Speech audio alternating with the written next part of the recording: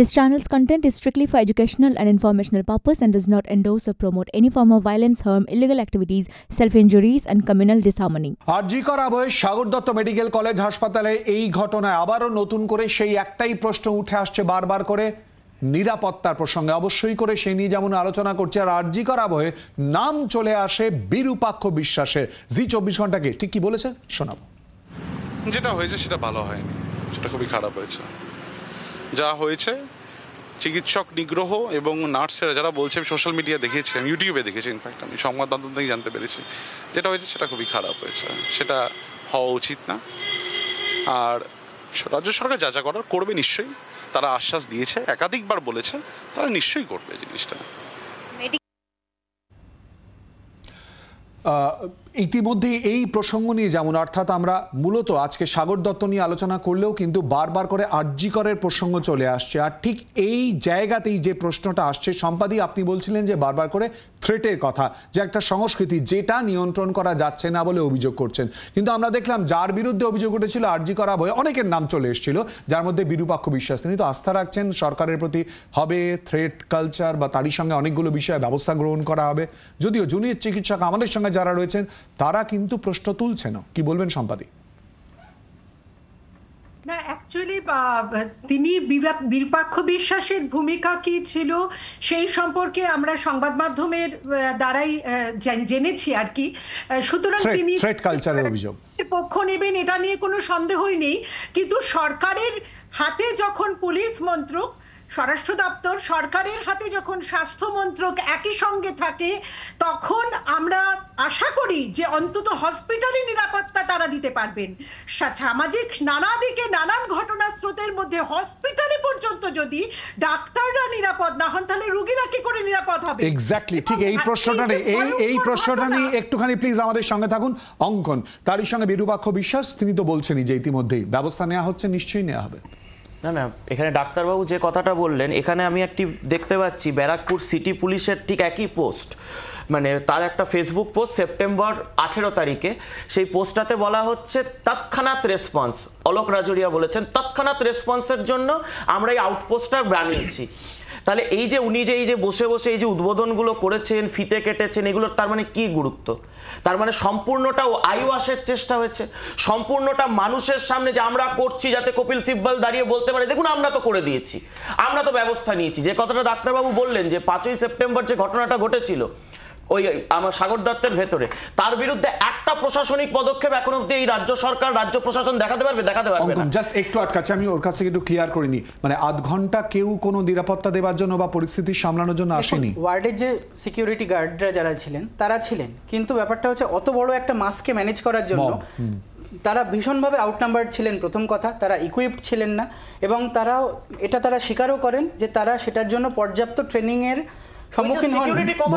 মোটামুটি কতক্ষণ পর পুলিশ বা পুলিশের উচ্চপদস্থ আধিকারিকরা এসে পৌঁছন? 25 থেকে 30 মিনিট পর পুলিশ। অরূপদা, ঠিক এই জায়গাতেই প্রশ্ন আমার, মানে তিনটে প্রশ্ন থাকবে। এক হচ্ছে যে নিরাপত্তার বিষয়, মানে যেটা আমাদের প্রথম প্রশ্ন ছিল। দ্বিতীয় হচ্ছে যে প্রসঙ্গটা আপনি শুনলেন, যে আমি ইচ্ছে করে ওকে দুবার প্রশ্ন করলাম, আর মানে যেটা দেখা যায় তালা এবং সেই মুহূর্তে আউটপোস্টে কেউ ছিল না। অঙ্কনের কথা প্রসঙ্গে যদি এর সঙ্গে যোগ করি, অঙ্কনের অভিযোগের হিসেবেই যদি নিই, লোক দেখানোর যে অভিযোগটা করছে, কিন্তু নিরাপত্তার গাফিলতি নিয়ে তো প্রশ্ন উঠেই আসছে। দেখুন, এখানে দুটো অ্যাসপেক্ট। আমি আবারও বলছি, যে ঘটনা কালকে ঘটেছে চূড়ান্ত নিন্দাজনক, কিন্তু আবারও বলছি রোগীর পরিবার এবং ডাক্তারদের মধ্যে যদি নো কনফিডেন্স থাকে, তাহলে এই ঘটনা কিন্তু মানে অ্যাভয়েড করা যাচ্ছে না, বারবার করে বলছি।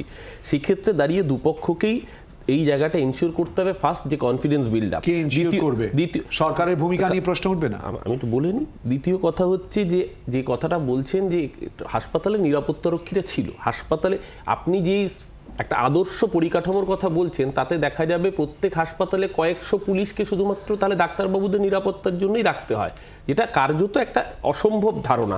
সেই জায়গায় দাঁড়িয়েও আমরা বলছি, তার মধ্যেও পুলিশ 20 থেকে 25 মিনিটের মধ্যে এসছে, অ্যাক্ট করেছে, সাথে সাথে 4 জনকে অ্যারেস্ট করেছে। এটা তো দেখতে হবে।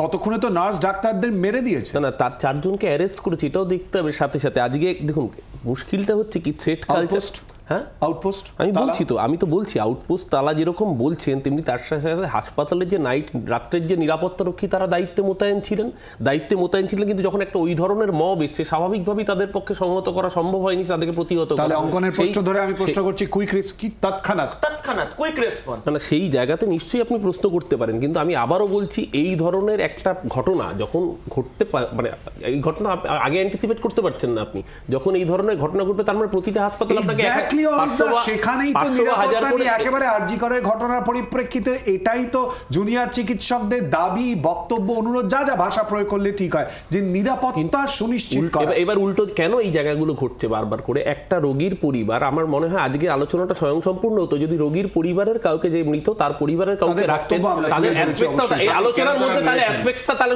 দুপক্ষেরই শোনা যেত, কারণ তারা বারংবার বলছেন রাত্রি থেকে পেশেন্ট পড়ে রয়েছে বিং আনঅ্যাটেন্ডেড। আমি আবারও বলছি এই জায়গাটাও কিন্তু অ্যাড্রেস করা প্রয়োজন। তারা যখন বলছে তাদের ডাক্তারবাবুদের আপনি দ্বিমত পোষণ করতেই পারেন, সেটাই গণতন্ত্র, কিন্তু আপনার বক্তব্য রাখবার যেরকম মানে এখানে স্বাধীনতা রয়েছে, তেমনি একইভাবে পেশেন্ট পার্টি যখন আপনার বক্তব্যের যেরকম যুক্তিগ্রাহ্যতা রয়েছে, পেশেন্ট পার্টির বক্তব্যের যুক্তিগ্রাহ্যতা রয়েছে। আমরা আলোচনার শুরুতেই বলেছি এটা তদন্ত সাপেক্ষ মৃত্যুর ঘটনা, অত্যন্ত দুঃখজনক। তার মানে কি দাঁড়াচ্ছে? তার মানে অরূপদাদের বক্তব্য হচ্ছে কোনো গন্ডগোল ঘটলে অ্যাটেন্ড করার মতো পুলিশ ছিল না, এইটা মিথ্যে। হাসপাতালে পেশেন্ট গেলে, একটা সরকারি হাসপাতালে পেশেন্ট গেলে তাকে অ্যাটেন্ড করার মতো ডাক্তার এবং হেলথ স্টাফ ছিল না, এইটা কি পশ্চিমবঙ্গ সরকারের গর্ব? ইদার অফ দ্য কেসেস উত্তর কিন্তু সরকারকে দিতে হবে। আমি দুটো কথা বলি, এক, তোমরা বিরপক্ষ বিশ্বাস বলে এই ভদ্রলোকের ইন্টারভিউ দেখালে, আমার সুদীপ্ত সেনের সেই পুরোনোটা ইন্টারভিউ মনে পড়ে যাচ্ছিল, যেখানে উনি গ্রেপ্তার হওয়ার পরে চিঠি দিয়েছিলেন একেবারে যে সিবিআই তদন্তের দরকার নেই, পশ্চিমবঙ্গ সরকারই সারদা মামলায় ভালো তদন্ত করবে। তারপরে দেখলাম এই বিরূপাক্ষ বিশ্বাসকে, যখন দেখবে একটার পর একটা ঘটনায় যিনি ভিকটিম তার সরকারের উপর আস্থা নেই, কিন্তু যে অভিযুক্ত তার সরকারের উপর আস্থা আছে, তখন তুমি দেখবে তাহলে তুমি না অভিযুক্তর থেকেও সরকারের চরিত্রকে ভালো করে চেনা যায়। এবার আমি একটা কথা বলি, এখন যেটাকে নিয়ে আলোচনা হচ্ছে, অরূপদা বললো কয়েকশো পুলিশ হাসপাতালে রাখার সুযোগ নেই, ঠিক কথা, কয়েকশো পুলিশ মোতায়েন থাকা এবং আউটপোস্টে তালা ঝোলার মাঝখানে কি আর কিছু হয় না? এই যে বলছেন যে ওখানে রাত্রিবেলা গার্ড ছিল, রাতের গার্ড থাকলে তারা একটা মানে কি বলবো একটু বাড়াবাড়ি রকমের পরিস্থিতি হ্যান্ডেল করতে পারবে না বলেই খালি সাগর দত্ত বলে নয়, সমস্ত সরকারি হাসপাতালে পুলিশের আউটপোস্ট থাকে, তাতে কেন তালা ঝুলবে? এবার আমি চাইলে এখন বলতেই পারি, হয়তো পুরোটা ভুল বলবো না, এই প্রশ্ন করতেই পারি, তবে কি ওই সময় ওখানে মব আসবে বলেই ওই সময় তালা দেওয়া ছিল? আমি যদি সেই প্রশ্নটাকে সরিয়েও রাখি, আমি কি এই প্রশ্ন করতে পারি না যে সেক্ষেত্রে আমাদের রাজ্যে আউটপোস্ট উদ্বোধন করার লোক আছে, কিন্তু সেই আউটপোস্টে মোতায়েন করার মতো পর্যাপ্ত পুলিশ কর্মী নেই? আপনি মমতা বন্দ্যোপাধ্যায়, যে কারণে আপনাকে আজকে বলতে হয় ট্রেডি পুলিশদেরকে আমি ডান্ডা দিয়ে ডিউটিতে নামিয়ে দেবো, তার কারণটা হচ্ছে গত 10-12 বছরে যেরকম আপনি সরকারি হাসপাতালে চিকিৎসক নিয়োগ করেননি, যেরকম আপনি সরকারি স্কুলে শিক্ষক নিয়োগ করেননি, তেমন আপনি পশ্চিমবাংলার পুলিশেও আপনি পর্যাপ্ত পুলিশ কর্মী নিয়োগ করেননি। এখন আউটপোস্টগুলোতে তালা ঝুলছে, আর যে কারণে আউটপোস্টগুলো বানানো, যখন একটা এক্সেপশনাল পরিস্থিতি হবে, পরিস্থিতি হাতের বাইরে যাবে, তখন পুলিশের একটা ইন্টারভেনশন। আরে ভাই কি মব দেখাচ্ছ গো, 50টা লোকের মব থাকতে পারে, 100টা লোকের মবের সামনে 3টে পুলিশ দেখলে পাবলিক এমনি ঠান্ডা হয়ে যায়, সব বলে লাভ আছে? আমাদের দেখা আছে এগুলো, কিন্তু কেন আজকের দিনে পুলিশ, তুমি বলছো সিকিউরিটি, ভাই এক সেকেন্ড, সিকিউরিটি গার্ডরা কিছু করতে পারেনি? আরে আরজি করের বাইরে কলকাতার ডিসি নর্থ সহ আইপিএস অফিসাররা দাঁড়িয়ে আছে, সেই অবস্থায় তৃণমূলের গুন্ডা ঢুকে আরজি কর ভেঙে দিল, পুলিশ কিছু করতে পারলো না, তো তোমার সিকিউরিটি গার্ড কি করবে? বাংলার আওয়াজ, বাঙালির আবেগ, জি 24 ঘন্টা।